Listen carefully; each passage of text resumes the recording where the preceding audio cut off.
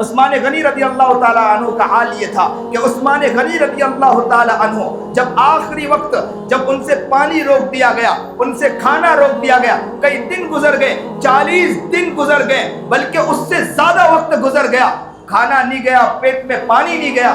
کسی نے آ کر پوچھا، حسین کا حال تو یہ تھا کہ 3 دن تک پانی بند تھا، لیکن عثمان کا حال یہ تھا کہ کتنے دن تک؟ 40 دن تک کہ کھانا بھی بند کر دیا گیا، پانی بھی بند کر دیا گیا۔ علی کہتے ہیں کہ ایک مرتبہ میں سوچنے لگا کہ عثمان کے پیٹ میں پانی نہیں گیا ہے، لاؤ میں پانی لے کر جاؤں۔ پانی لے کر گئے، مشکیزوں کو گرا دیا گیا۔ پھر عثمان علی رضی اللہ تعالیٰ عنہ نے سوچا کہ اس طرح بھی میں پہنچ نہیں سکتا ہوں، تو امامہ اتارا، امامہ کو تر کیا اور سوچا کہ میں اس کو ادھر ڈال دوں تاکہ اس کو نچوڑ کر وہ پانی پی لے حضرت عثمان غنی رضی اللہ تعالیٰ عنہ، تاکہ ان کی پیاس بجھ جائے۔ اللہ اکبر کبیرہ، یہ عثمان غنی رضی اللہ تعالیٰ عنہ۔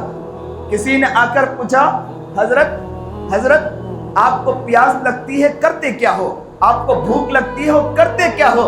عثمان غنی رضی اللہ تعالیٰ عنہ کا جواب سنو لوگو۔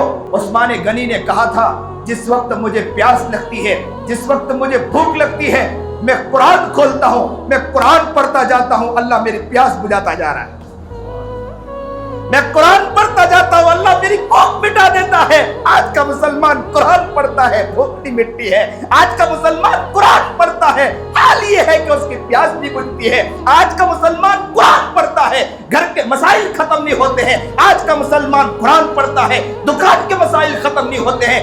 آج کا مسلمان قرآن پڑھتا ہے، کاروبار کے حالات اور کاروبار کے مسائل حل نہیں ہوتے ہیں۔ آج کا مسلمان قرآن پڑھتا ہے، زندگی کے اندر اس کی پریشانی ختم نہیں ہوتی ہے۔ وہ ادھر دوڑ رہا، ادھر دوڑ رہا، اس کے پیچھے سر مار رہا، اس کے پیچھے سر مار رہا ہے، اور کیا کہہ رہا ہے؟ میرے مسائل ختم نہیں ہو رہے، میرے پریشانی ختم نہیں ہو رہی۔ جس چیز سے مسائل ختم ہونا تھا، مسلمان کو سو دور نظر آتا ہے۔